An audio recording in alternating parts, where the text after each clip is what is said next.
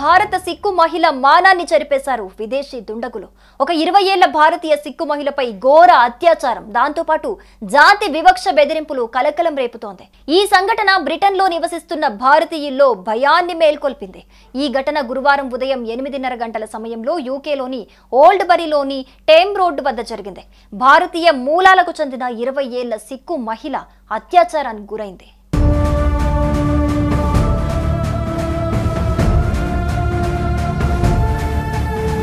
భారత సిక్కు మహిళ మార్గంలో నడుస్తూ ఉండగా 2 దుండగులు ఆమెపై దాడి చేసి అత్యాచారం చేశారు. దీంతో ఆమెకు తీవ్ర గాయాలయ్యాయి.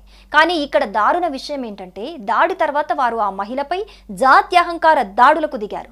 నీ దేశానికి వెళ్లిపో అని జాత్యహంకార బెదిరింపులకు పాల్పడ్డారు.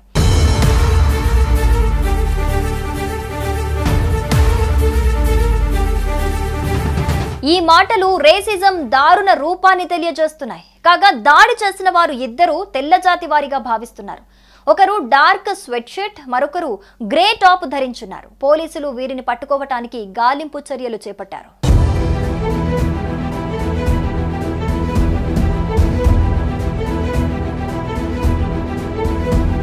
కాగా సీసీటీవీ ఫుటేజ్, ఫోరెన్సిక్ ఆధారాలతో దర్యాప్తు జరుగుతోంది. వెస్ట్ మిడ్లాండ్స్ పోలీసులు ఈ కేసును జాత్యహంకార ప్రేరేపిత దాడిగా నమోదు చేశారు.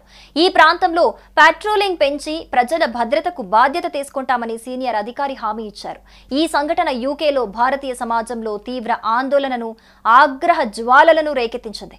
భారతీయ మూలాలు కలిగిన బ్రిటిష్ ఎంపీలు ఈ దాడిని జాతి లింగ వివక్ష దారుణ ఉదాహరణగా ఖండించారు.